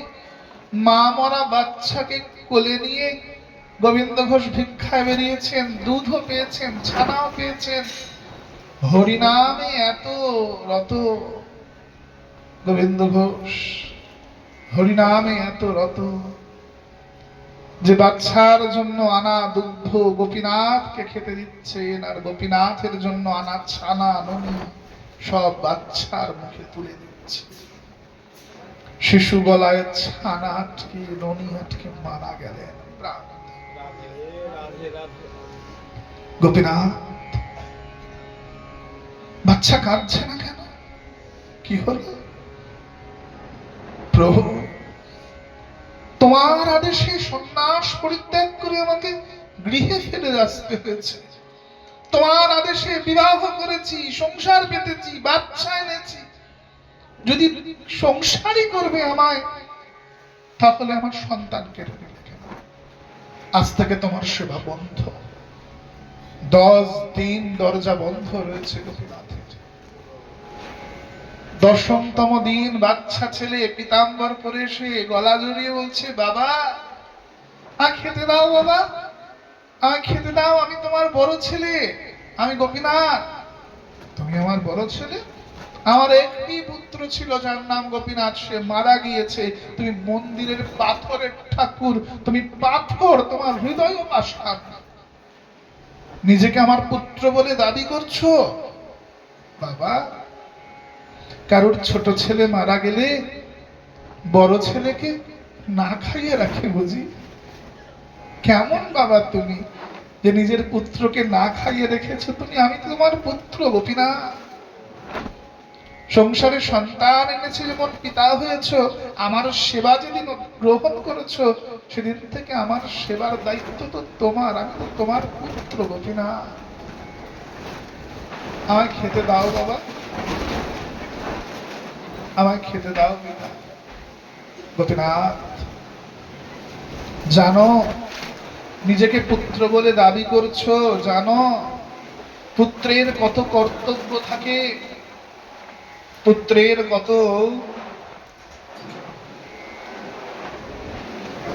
কতটা কাজ থাকে। পুত্র কাকে বলে জানো? পুত নামক নরক থেকে যে উদ্ধার করে তাকে পুত্র বলে। পারবে আমার শ্রাদ্ধ করতে নিজের পুত্রের মতো? নিশ্চয়। তুমি আমায় খেতে দাও। তোমার পুত্র যদি বেঁচে থাকতো, একবার দুবার তোমার শ্রাদ্ধ করত। আমি স্বয়ং ব্রহ্ম গোপীনাথ নন্দনন্দন ব্রজেন্দ্র নন্দন প্রতিশ্রুতি দিচ্ছি, গগনে যতদিন সূর্য চন্দ্র থাকবে ততদিন আমি ধরাধামে নেমে এসে তোমার নামে পিণ্ডদান করব। আমি প্রতিশ্রুতি দিলাম। এমন ঠাকুর দেখেছো মা? ভক্তের জন্য পিণ্ডদান করে, আর গৌর গোবিন্দ করে, আর গৌর গোবিন্দ করে। এমন ভক্ত দেখেছো ভক্তের জন্য একটা অন্নের দানা মুখে তুলে ঋষি মুনিদের উদর পূর্তি করিয়ে ঢেকুর তুলে দেয়, আর গৌর গোবিন্দ করে। এমন ভগবান দেখেছো ভক্তের জন্য সারথি হয়ে যায়, আর গৌর গোবিন্দ করেন। এমন ভগবান দেখেছো ভক্তের জন্য তিনি বিষ পান করেন, ভক্তের জন্য তিনি সর্বস্ব করতে পারেন। প্রমাণ তিনি সর্বস্ব। আমরা কি করব? আমরা সব পথ সব মত ছেড়ে নিতাই গৌর চরণে নিজেদেরকে আত্মসমর্পণ করে দেব। আমরা হা নিতাই হা গৌর বলে, জয় রাধা রাস বিহারী বলে, জয় গোপীনাথ বলে নিজেদেরকে তোমার চরণে দেখিয়ে দেব। আমি জানি তুমি আছো, তুমি রক্ষা করবে। যদি করি অপরাধ তথাপি তুমি নাথ, যদি হই অপরাধী তথাপি তুমি গতি, সত্য সত্য যেন সতীর প্রতি। অজ্ঞাতবাসে প্রবেশ করবেন পঞ্চপাণ্ডব। দুর্যোধন পঞ্চপাণ্ডবের উপরে আক্রমণ করতে পারবে না। দুঃশালার প্রতি সিন্ধুরাজ জয়দ্রথ আসলেন, জয়দ্রথ আক্রমণ করে দিলেন, দ্রৌপদীকে হরণ করলেন। পঞ্চপাণ্ডবেরা জয়দ্রথকে পরাস্ত করলেন, প্রবেশ করলেন অজ্ঞাতবাসে, চললেন মৎস্য দেশে বিরাট রাজ্য। এই বিরাট রাজ্য কোথায় জানেন? আপনাদেরই মেদিনীপুরে। এই বিরাট রাজ্য উড়িষ্যার যে বর্ডার, সেখানে বড়াই গ্রাম আছে, ঠিক রেমুনার যে ক্ষীরচোরা গোপীনাথ তার আগে হচ্ছে এই বিরাট রাজ্য মৎস্য দেশ, যেখানে পাণ্ডবরা অজ্ঞাতবাস নির্বাহ করেছিল। সে সময় এই মৎস্য দেশে অজ্ঞাতবাস বিরাজ করলেন পঞ্চপাণ্ডবগণ। যুধিষ্ঠির মন্ত্রী কঙ্ক রূপে, ভীম রান্নি বল্লম রূপে, নকুল আর সহদেব একজন অশ্বশালায় একজন গোশালায় তন্ত্রীপাল আর ধর্মগ্রন্থী নামে, আর অর্জুন তিনি বৃহন্নলা রূপে রাজ কুলকন্যা উত্তরার সঙ্গীত শিক্ষক নৃত্য শিক্ষক রূপে, আর দ্রৌপদী তিনি মৎস্যরাজের পত্নী সুদেষ্ণার শৈরেন্দ্রী রূপে। শৈরেন্দ্রী মানে কি? যিনি চুল বাঁধেন, যেটাকে আমরা নাপতে বউ বলতাম আগেকার দিনে, আর এখনকার দিনে যাদেরকে ব্রাইডাল বলা হয়, যারা মেকআপ করে চুল বেঁধে দেয়, তাদেরকে আগেকার দিনে শৈরেন্দ্রী বলা হয়। অজ্ঞাতবাস কাটাচ্ছেন বিরাট রাজ্যে পঞ্চপাণ্ডব। কোন মতে খুঁজে বার করা যাচ্ছে না। শকুনি বললেন, লুকানোর জন্য কি কি গুপ্ত রাখতে হয়? নাম, পেশা, গুণ। শকুনি বললেন, না, নাম গোপন করা যায়, ছদ্মবেশ ধারণ করা যায়, গুণ অত সহজে গোপন করা যায় না। দেখবেন যিনি যে বংশে জন্মেছেন, হয়তো এখান ছেড়ে সাধু হয়ে চলে গেছেন বৃন্দাবনে, তবু দেখবেন সেই কাজটার প্রতি তার টান থেকে যাবে, কথায় কথায় সেই কাজ বেরিয়ে আসবে। যিনি যে রূপে যে বংশে জন্মগ্রহণ করুক না কেন, মানুষ নিজের পেশা অত সহজে পরিবর্তন করতে পারে না। খোঁজ লাগাও।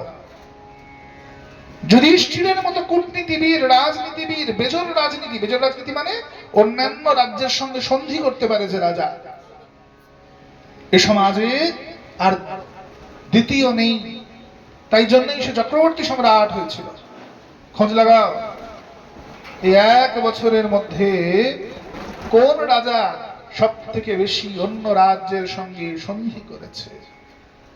দুর্যোধন বললেন, শুনেছি মৎস্যরাজ বিরাট নাকি 14 পুরুষে লাভ করেনি, এই 1 বছরে নাকি দক্ষিণাত্যের বহু রাজার সঙ্গে সন্ধিত্ব স্থাপন করেছে। সে রাজ্যের অশ্বশালা, গোশালা বৃদ্ধি পেয়েছে। রাজা 100-ও বেশি পুষ্করিণী খনন করিয়েছেন। সেই রাজ্যের নারীদের রূপের চর্চা আগুন আকাশ ছোঁয়া। কারণ দ্রৌপদী সবাইকে সাজাচ্ছে, রাজকন্যাদেরকে।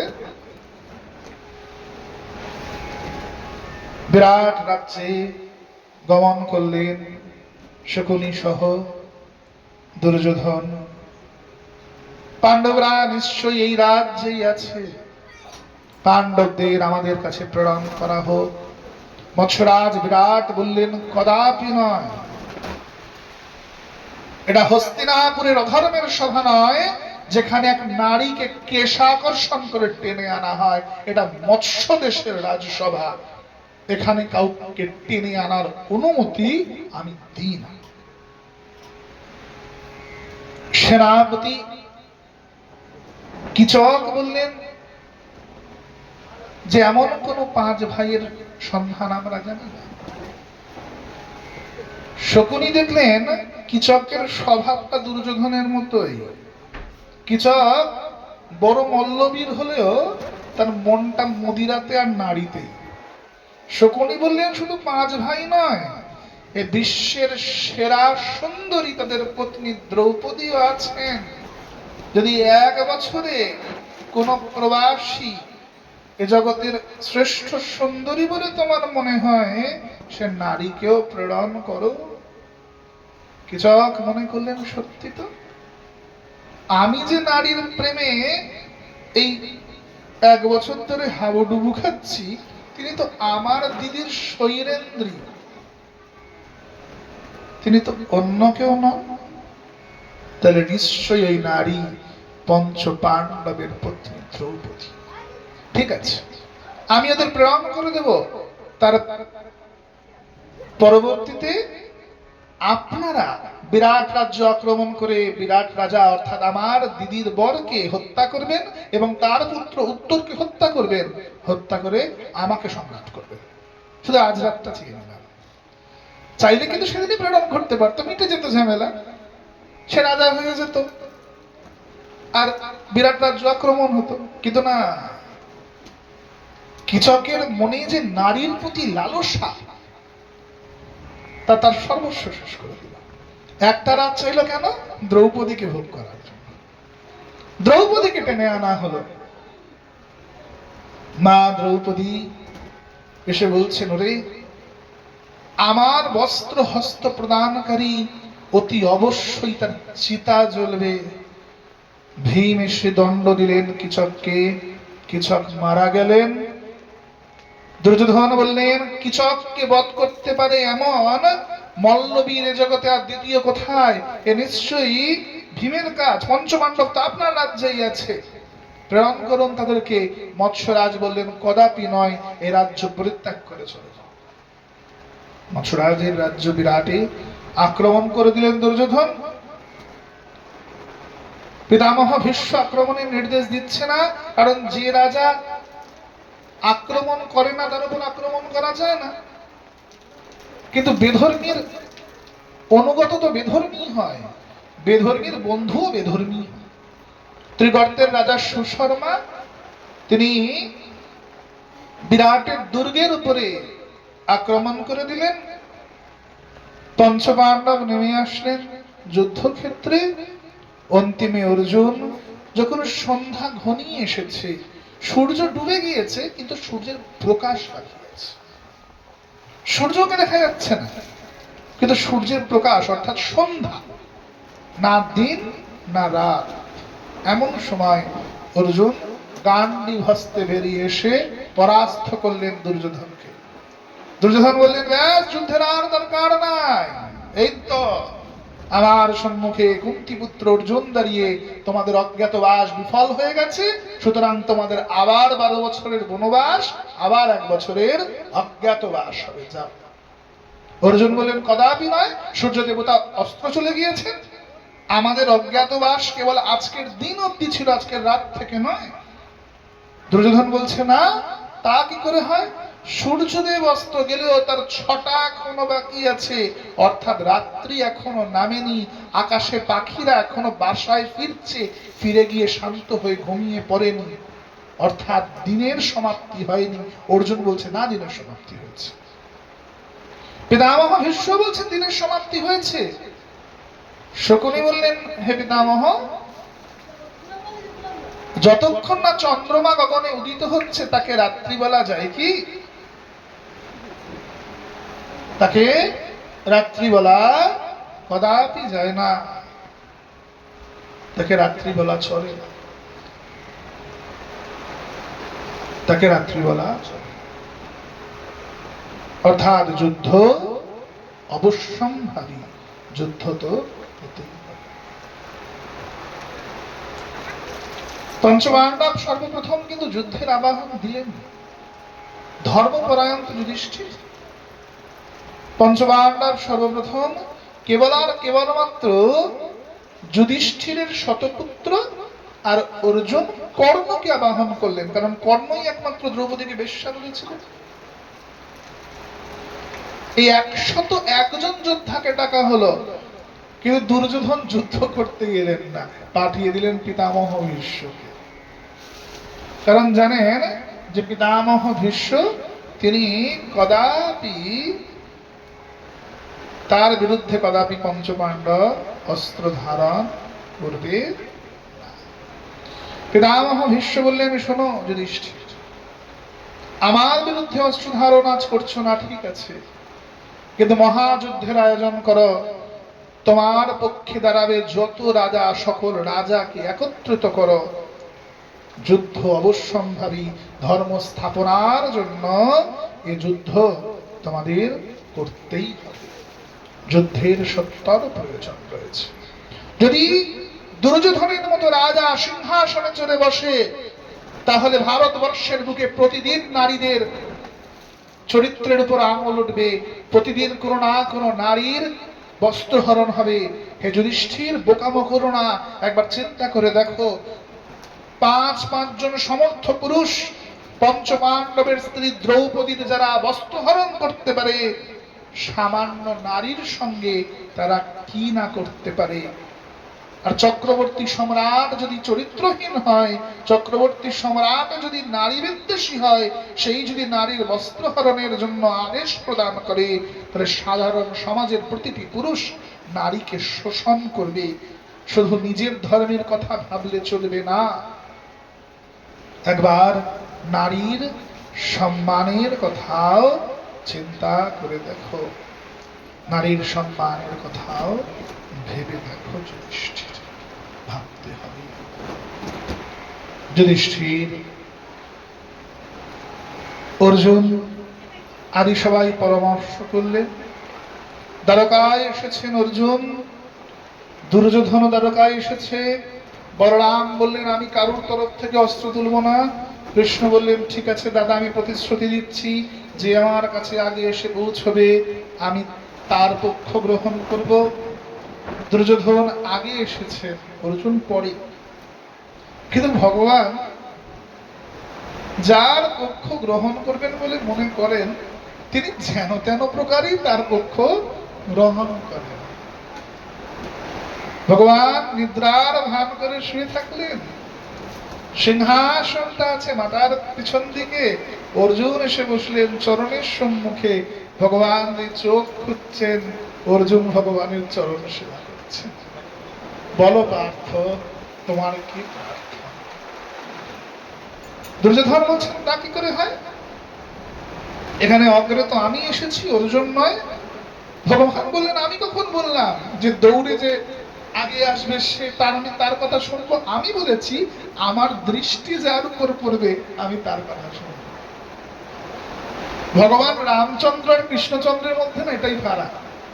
ভগবান রামচন্দ্র তিনি কোনো মতেই মিথ্যা বলেন না, আর ভগবান মিথ্যা বলা থেকে কখনো বিরতই নন। সবাই বলছে মাটি খেয়েছে, যশোদা বলছে তুই মাটি খেয়েছিস, বলছে না মা আমি মাটি খাইনি। বলছে যে সবাই যে বলছে তুই মাটি খেয়েছিস, বলছে তার মেয়ে মিথ্যা বলন্তু। সবাই মিথ্যে বলছে, আমি একা সত্যি কথা বলছি। राम कृष्ण एक है अंतर नहीं निमेश, एक के नयन गंभीर है दूसरे के चपल विशेष। রাম আর কৃষ্ণ একই, একজন এমন শান্ত যে অন্ন চেয়েও খেতে জানেন না, আর একজন এমন দুরন্ত যে লোকের বাড়ির সব কিছু লন্ড ভন্ড করে নিয়ে চলে আসেন। বৃন্দাবন বিহারী লাল কি। আমরা সেই চৌরাগ্র গণ্যকে প্রণাম করি, সেই চৌরাগ্র গণ্য তার চরণে আমরা সমর্পিত হয়েছি, তার চরণে আমরা আশ্রয় গ্রহণ করেছি। জানি না তোমার ভজন করতে পারি কিনা, জানি না আমি ধর্মপরায়ণ কিনা, জানি না আমার দ্বারা ঠিক ঠিক নাম জপ হয় কিনা, তবু আমি তোমার শরণাগত। যেমন তুমি সর্বকিছুকে পরিত্যাগ করে অর্জুনকে সাহায্য করেছো, আমার জীবনে যতবার বিপদ নেমে আসবে তুমি আমার পাশে এসে দাঁড়িয়ে প্রাণনাথ। ওহে দীনবন্ধু, ওহে দাসবিহারী, বলো অর্জুন তোমার কি চাই? দুর্যোধন বললেন কদাপি নয়, এটা সম্পূর্ণ পক্ষপাত হচ্ছে, এর সম্পূর্ণ পক্ষপাত। পক্ষপাত দোষে দোষী বাসুরে, পক্ষপাত দোষে দোষী হয়েছে।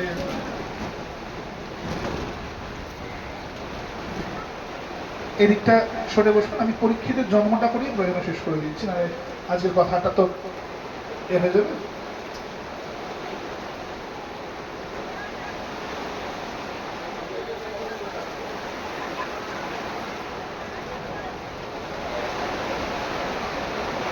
আপনি পক্ষপাত দোষে দোষী হয়েছেন বাসুদেব।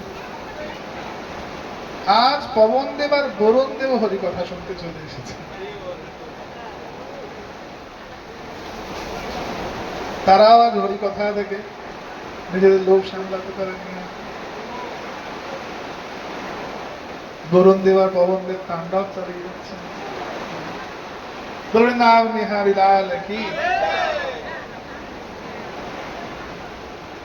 অবশ্যই ঝড় বৃষ্টি যেদিন আসে সেটি দুর্দিন, কিন্তু আমাদের কাছে তো হরি কথা বিহীন যে দিন সেই দিনটাই দুর্দিন।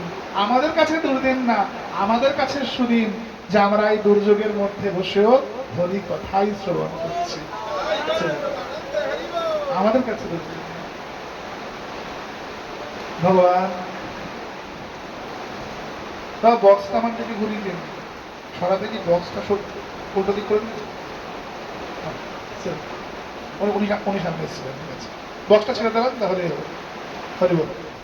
বৃন্দাবন বিহারী লাল কি।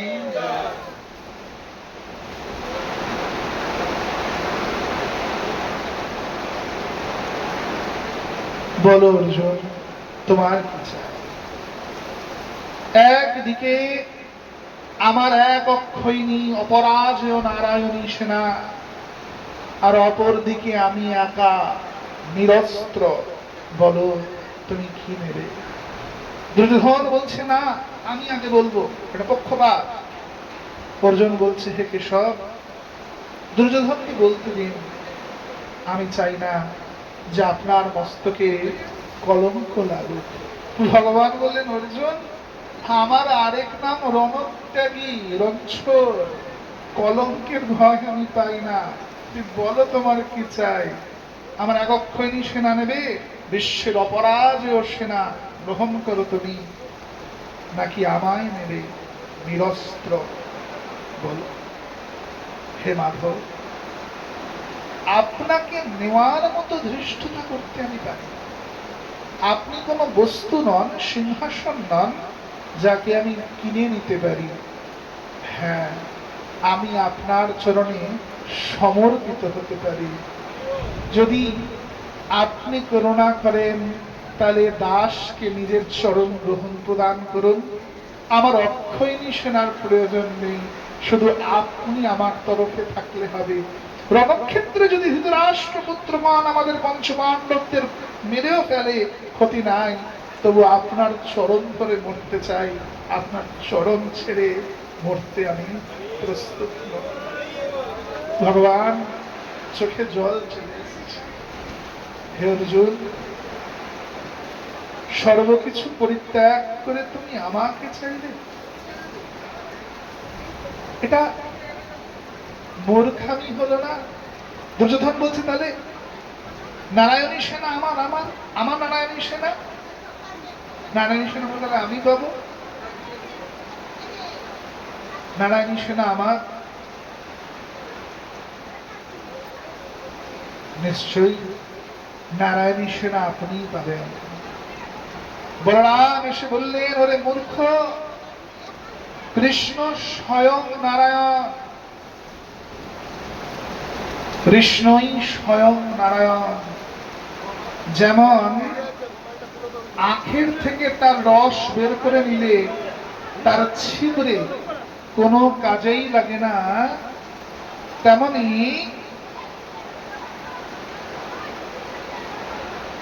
সেনাপতি নারায়ণী সেনার প্রাণ নারায়ণ যেখানে নেই, সেই সেই অক্ষয়িনী সেনা নারায়ণী সেনারও কোনো দাম নেই। এদিকে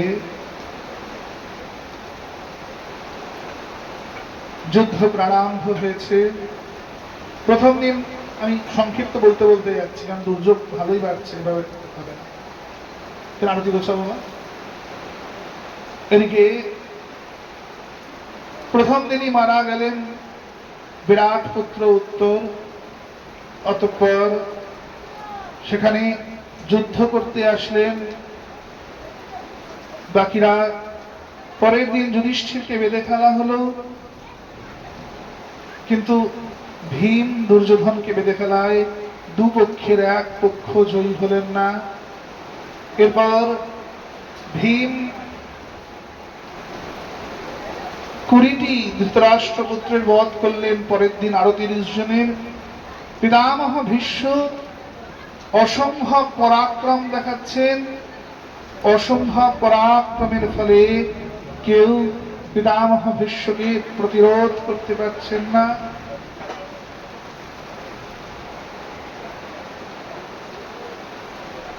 পিতামহ ভীষ্মকে কেউ প্রতিরোধ করতে পারছে না। এদিকে শিখণ্ডিনীর দ্বারা পিতামহ ভীষ্মের বধ সুসম্পন্ন হল।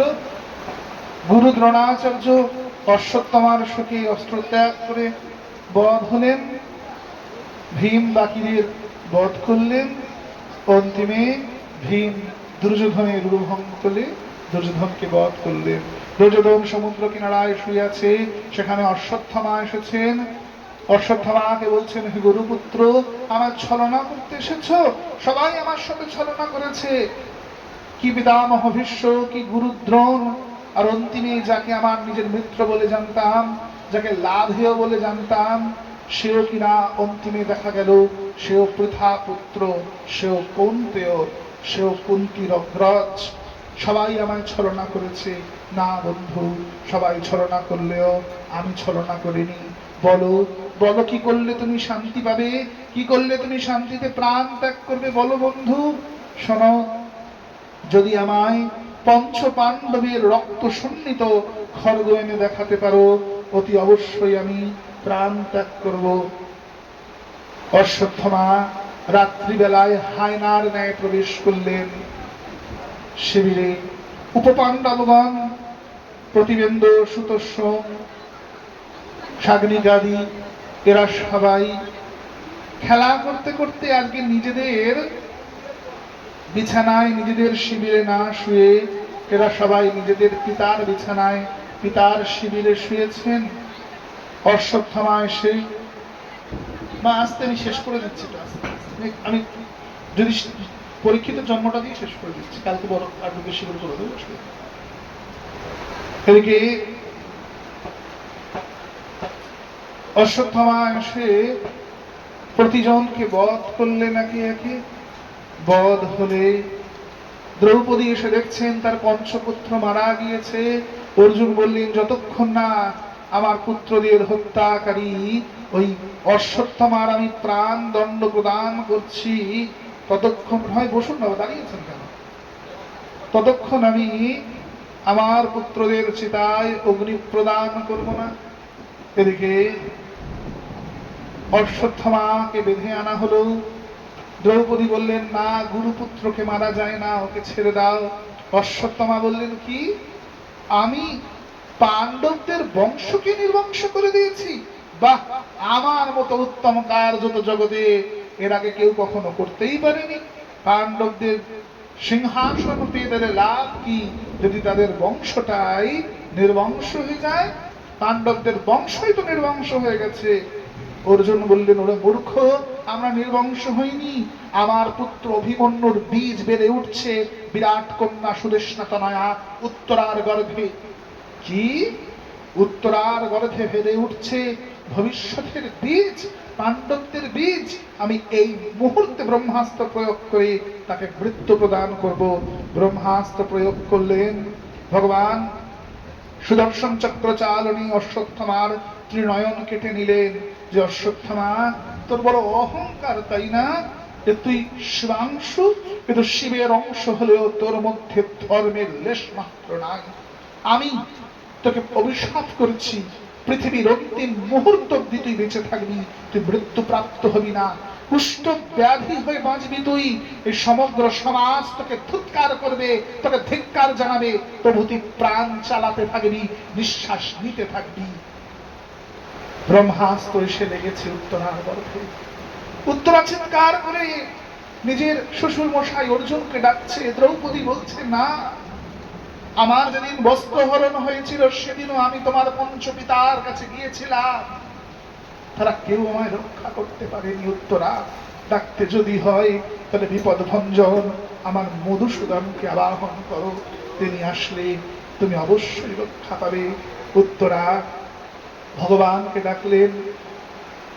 গর্ভস্থ পরীক্ষিত দেখলেন যে তার চারপাশে চক্র হস্তে অঙ্গুষ্ঠ প্রমাণ পীতাম্বরধারী অদ্ভুত সুন্দর দিব্য জ্যোতিধারী এক পুরুষ তাকে রক্ষা করছে। গর্ভের সন্তানকে ভগবান গর্ভে রক্ষা করলেন। বেরিয়ে এসে বারবার করে খোঁজ করে যে গর্ভে আমায় কে রক্ষা করেছিল। নাম হলো কি, পরীক্ষিত। বলো পরীক্ষিত জি মহারাজ কি। শেষ করবো না চালাবো? হ্যাঁ, আপনাদের কোনো সমস্যা নেই তো? আমার কোনো সমস্যা নেই, ঠিক আছে, তাহলে ঠিক আছে। বলে বৃন্দাবন বিহারী লাল কি। টোনটা বন্ধ আছে, তারপরটা কি বন্ধ করে দিয়েছে? শ্রীরাধে বল বৃন্দাবন বিহারী লাল কি। এরম ভক্ত পেলেও উত্তম। শ্রীরাধে। এদিকে